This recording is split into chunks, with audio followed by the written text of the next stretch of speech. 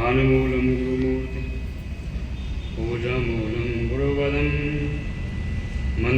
केशवं वादरायणं सूत्रभाष्यकृतो वन्दे भगवन्तौ पुनः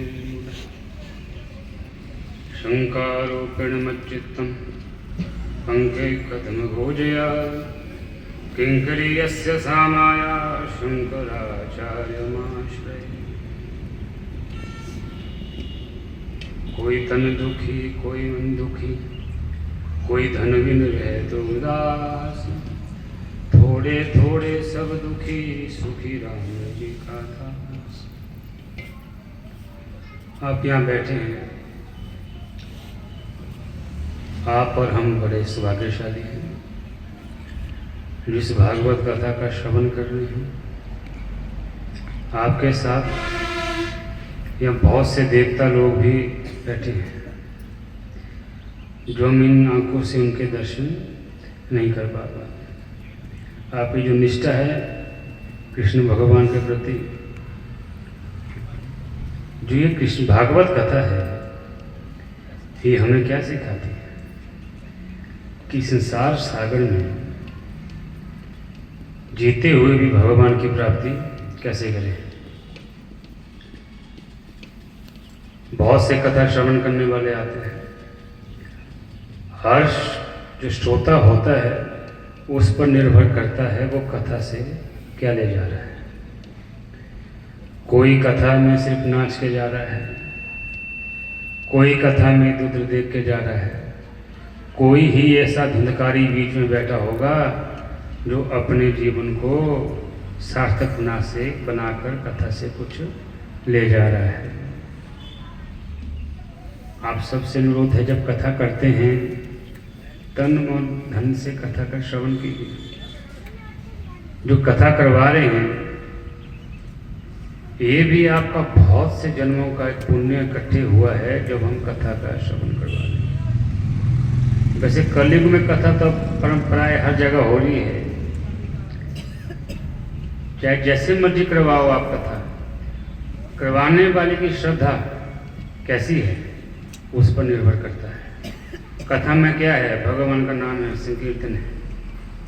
भगवान का नाम से ही हमें भगवान की प्राप्ति हो सकती है। भागवत कथा को समझना बड़े बड़े ऋषि मुनि की बात है, खास भी नहीं। हमें प्राय देखना है किस तरह से कैसे इस कथा सुन के भगवान का नाम लेके किस तरह से ध्रुव ने भगवान की प्राप्ति की, प्रहलाद ने भगवान की प्राप्ति की। ये हमें सीखना चाहिए और नाम ही सर्वोपरि है। कथा का एक उद्देश्य है भगवान का नाम जपना। हम नाम जपने का क्यों कथा सुनाई जाती है? अगर हम आपको बोल दे कि द्वादशी मंत्र का जाप करो आपको भगवान की प्राप्ति होगी, क्या आप भगवान का नाम मंत्र जपो, ओम नमो भगवते वासुदेवाय, आपको भगवान की प्राप्ति होगी। हमारी जो बुद्धि है फिर भी हम सोचें कैसे होगी, कैसे माने हम सोचते हैं प्राय, क्योंकि आजकल निष्ठा कम रह गई है गुरुओं के ऊपर। तो इसलिए कथा बनाई है कि कैसे भगवान की प्राप्ति इस मंत्र से ध्रुव जी ने की, प्रहलाद जी ने की ना। उन्होंने नारद जी का से ये गुरु लेख मंत्र लेके भगवान की प्राप्ति की है। दूसरी बात, आप कथा कृष्ण भगवान की कथा सुनते, आप कृष्ण भगवान से बहुत प्रेम करते हैं, वृंदावन जाते हैं, गाते हैं। और आज हमारे गौ की दशा क्या है? आपको ये भी कह रहा हूँ मैं, ये मत सोचना आपने कि कृष्ण भगवान कथा सुनकर भगवान की प्राप्ति। कथा वक्ता भी भगवान की प्राप्ति नहीं कर सकता। संत होकर भी संतत्व की प्राप्ति करना इतना आसान नहीं है, उसके तप मांगता है। ऐसा नहीं अच्छे वस्त्र आपने धारण कर लिए, अच्छे तिलक लगा दिया, बाल बढ़ा दिया, भगवान की प्राप्ति हो सके। भगवान की प्राप्ति के लिए तप मांगता है, तप मांगता है भगवान की प्राप्ति के लिए। तो कुछ जरूरी नहीं है कि कृष्ण जो वक्ता भी भगवान की प्राप्ति कर सके या महात्मा भगवान की प्राप्ति कर सके। उस कितनी निष्ठा है गुरु के प्रति, कि सब तप करता है, किस तरह से मंत्र का जाप करता है, ये इसका होना बावजूद ही हम भगवान की प्राप्ति कर सकते हैं। इसलिए इस कथा से कुछ लेके जाइए, नाम लेके जाइए, गुरु में निष्ठा होनी चाहिए। बिना गुरु की निष्ठा से आप भगवान की प्राप्ति नहीं। गुरु क्यों जरूरी है? आज हम प्राय किसी गुरु मान रहे हैं, बाल बढ़ा दिए और टीका लगा दिया, गुरु बना दिए हैं। उसका प्रारब्ध पता है किस परंपरा से जुड़ा हुआ है, किस मठ से जुड़ा हुआ है, स्नातक दीक्षा कैसे ली है, क्या रहा है। अगर आप सच्चे गुरु के पास जाओगे, जो काशी पढ़ा होगा, उसमें काशी भगवान विद्या का दाता है। जो काशी 1 साल रहा होगा और जगह 4 साल रहा होगा, काशी का विद्वत है कृष्ण, साक्षात शंकर भगवान विद्या का देवता है। इसलिए काशी में विद्या ही रहती है, इसलिए गुरु है। हमें पता होना चाहिए कि सन्यासी जो है किस परंपरा से, कितने टाइम से सन्यासी है।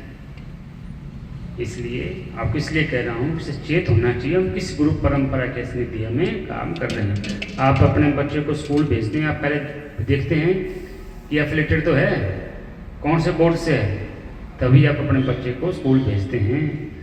आप ऐसे नहीं कैसे शिक्षा दे दी। प्राय वहाँ कितने अच्छे ही अध्यापक क्यों ना हो, जब तक उसकी एफिलेशन ना अच्छे संस्थान से हो, तब तक हम भौतिकता में अपने बच्चे को वहाँ पर पढ़ाते नहीं हैं। इसलिए गुरु का चयन भी ऐसा करना चाहिए, साक्षात शंकर भगवान मतलब गुरु होना चाहिए, तभी भगवान की प्राप्ति होगी आपको, जो ज्ञान दे, संशय खत्म करे। समझे आप? इसलिए अपने बच्चों को गुरु के नाम से, एक चीज़ और कह रहा हूँ कि 40 साल से पहले गुरु मंत्र नहीं लेना चाहिए। ऐसा नहीं कि आपका बच्चा 15 साल का गुरु मंत्र बिठा दिया, गुरु मंत्र ले लिया आपने। जब तक 35-40 साल का आपकी जब शादी नहीं हो जाती है, 40 साल से पहले ऐसी गलती मत करवाना कि किसी को देखा देखी में गुरु मंत्र दे दिया। ये फॉलोअर्स बढ़ाने का काम नहीं है, ये भगवान के प्राप्ति के मार्ग है। जब तक हम, मान लीजिए आप अपने बच्चे को अकेले चंडीगढ़ भेजेंगे, 7 साल के बच्चे को भेजेंगे आप, तो वो तो भौतिकता का मार्ग है। आप बस में भी अकेले नहीं भेज सकते उसको, जब बस चंडीगढ़ की लगी हो, डर है। इसलिए ध्यात्म तो बहुत ऐसा रास्ता है, गुरु को भी जानकर चाहिए और किस टाइम गुरु मंत्र ने गुरु मानता है। इसलिए किसी की द्वेष में, जो भाव से ना भगवान की प्राप्ति नहीं हो सकती। भाव में भी ज्ञान होना बड़ा जरूरी है। हमें पता ही ना पूर्व किस साइड है, तो क्या लगता है सूरज ले लेगा भगवान।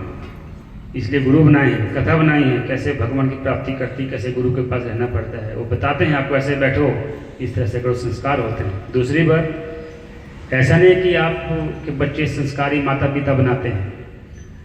भागवत में कथा सुनाएंगे आपका आचार्य जी, अगर कंस को चाहते क्रूर जी धर्मात्मा बना देते। क्रूर जी धर्मात्मा आदमी था, वो चाहता है कंस को अच्छे गुरु बनाता, धर्मात्मा बना देते, कंस राक्षस ही बना। हिरण्यकश्यप जाता है प्रहलाद को राक्षस बनाता, लेकिन वो भगवान का भक्त बना। इसलिए संस्कार भी माता पिता के दिए हुए से संस्कार, इनमें संस्कार तब किस गुरु के सानिध्य में आप हो, आपकी परंपरा क्या है। आज से पहले जब शादी भी करते थे तो पैसा नहीं देखते थे, वो खानदान देखते थे कि दादा का क्या खानदान है, उसी खानदान में शादी करनी। चलो कलयुग का प्रभाव है, इसलिए कलयुग में प्रभाव होते, कथा ऐसी है, इसको आप सुनिए और नाम जपिए। कथा वक्ता गुरु के, हमारे को मत देखिए आप, ये वस्त्र डाले हैं, हमें भगवान की प्राप्ति होगी। हमें भी भगवान की प्राप्ति करने के लिए वही तप करना पड़ता है, नाम लेना पड़ता है। जो आप लोग ऐसे सोचेंगे आप इस वस्त्र से भगवान की प्राप्ति है, सब नहीं है। इसे नाम सर्वोपरि, नाम जपो, अच्छी संख्या में आइए, कथा सुनिए। वक्ता को मत, एक वक्ता क्या बोलता है, उनके जो शब्द है उस रस को पकड़िए। ऐसा नहीं वक्ता नाच रहा है, वक्ता कुछ बोल रहा है, सन्यासी कुछ बोल रहा है, वो आप अट्रैक्ट हो गए, नहीं। उसके शब्द में कितना रस है भगवान के प्रति, उस रस को पकड़िए, तभी आप भगवान की प्राप्ति कर सकते हैं। ऐसा नहीं वक्ता आ गया, वक्ता को देखना। आजकल प्राय क्या हो रहा है कि इंटरनेशनल वक्ता है, अच्छा वक्ता है, वो ऐसा है। आज हम वक्ता देख के कथा श्रवण कर रहे हैं, उसका भाव देख कथा श्रवण नहीं कर रहे हैं। बहुत बड़ी विडंबना है ये। भीड़ से भगवान की प्राप्ति नहीं होगी। भीड़ में आप भौतिकता में भी जाओगे, भाड़ में जाओगे आप, एकांत में भगवान की प्राप्ति होती है। भीड़ में अगर आपका बच्चा 2 मीटर भी दूर चल जाए, बच्चे को देख नहीं पाओगे। एकांत में अगर बच्चा 1 किलोमीटर दूर से चल रहा हो, पहचान लोगे मेरा बच्चा आ रहा है। समझे आप? इसलिए हमें वक्ता का नहीं देखना है, वक्ता के शब्द को हमने देखना है कि उस शब्द में कितना रस है, शब्द में कैसे भगवान की प्राप्ति होती है। इसी के साथ मैं अपनी वाणी को भागवत के चरणों में अर्पण करता हूँ। नाम लीजिए, नाम ही सर्वोपरि है। देखो कान है, कथा कब तक सुन सकते हैं आप? जब तक कान ठीक है। क्या? जब तक कान ठीक है तब तक कथा सुन सकते हैं। आप संगीत कब तक कर सकते? जब तक आपके दांत ठीक है।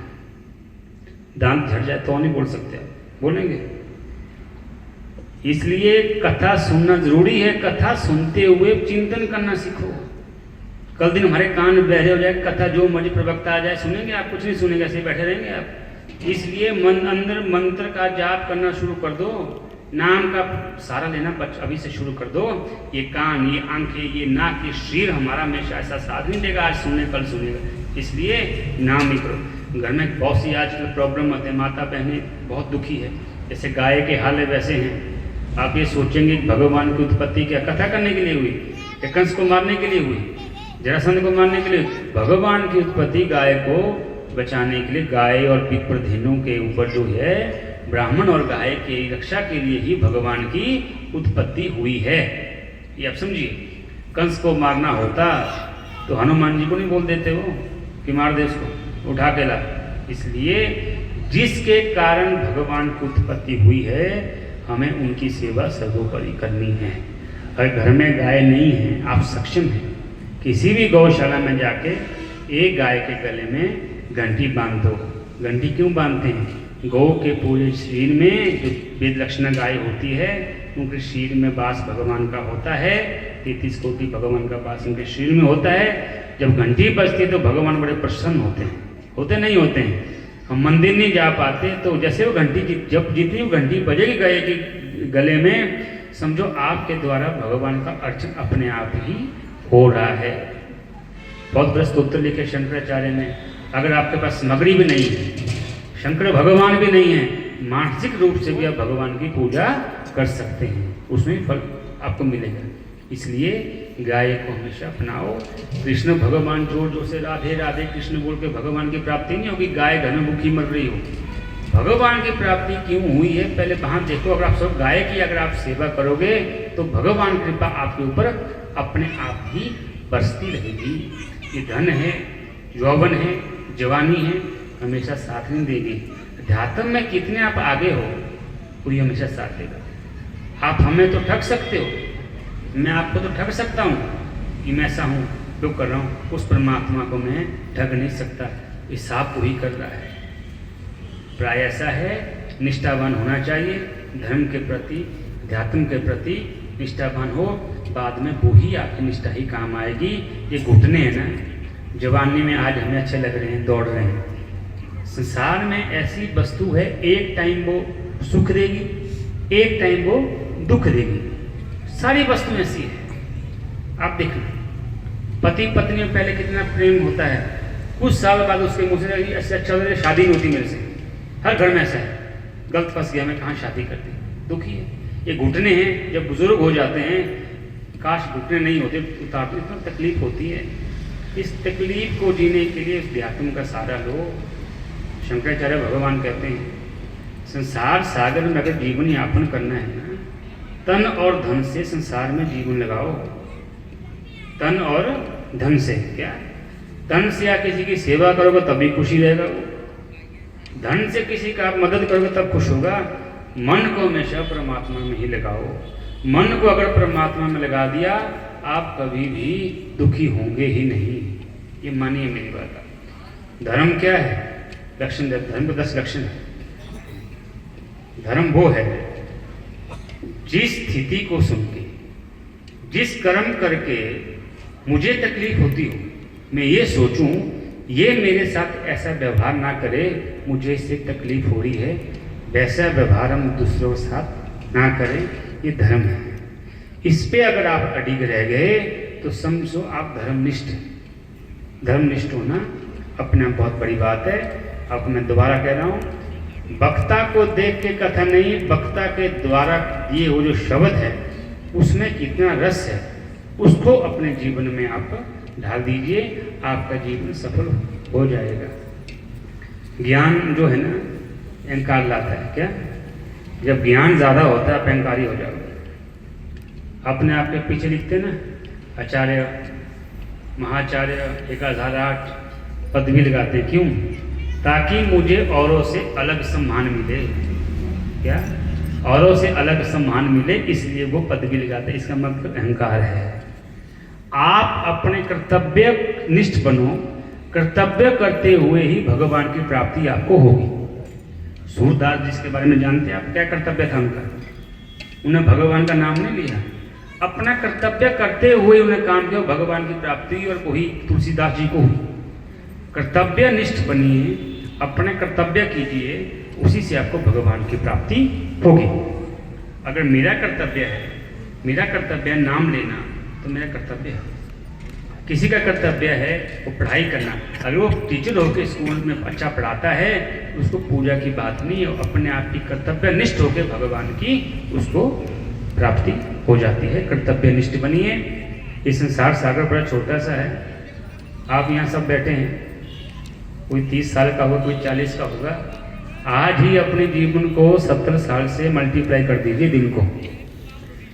सबके पास मोबाइल है, 365 से 70 साल को गुना कर लो, कुछ हज़ार दिन होते हैं।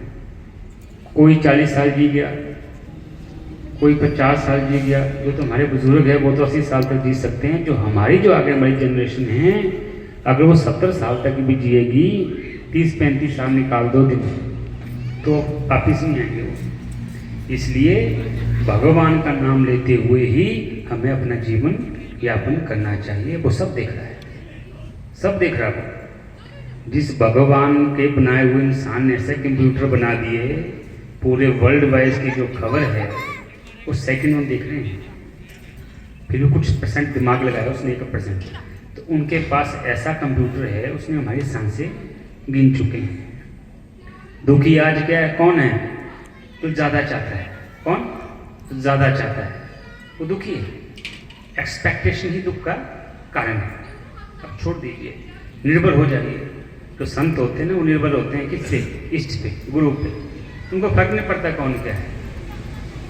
जब संत चलते हैं, जब संत संन्यास लेते हैं, उनके लिए काश पीता है, धरती माता है। संत कभी ये सोच कर नहीं चलता मैं कहाँ बैठूंगा, उसके लिए धरती ही माता है। इसलिए मान सम्मान मिलना आपका अपना ही एक संस्कार है, आपका अपना एक प्रारब्ध है। लेकिन आप सोचिए मैं जीरो हूँ। जो जिंदगी है शून्य से शुरू होती है, शून्य पर ही खत्म होती है। जब बच्चा पैदा होता है तो शून्य होता है, वो कोई होता है उसके पास कुछ? जीरो। जब मरता है होता है उसके पास कुछ? जीरो है। दूसरी बात, ये जो हमारा संबंध है ये सिर्फ जीवात्मा का है। पति पत्नी बहुत प्रेम करते हैं आपस में, 30 साल तक साथ रहते हैं। पति और पत्नी में से किसी एक की मृत्यु हो जाए, उस शरीर के पास ना पति बैठ पाएगा ना पत्नी बैठ पाएगी। डर लग जाएगा उसे शरीर से। इसको जिस शरीर से इतना प्यार किया, इसे समझना चाहिए हमारा जो संबंध है जीवात्मा से है।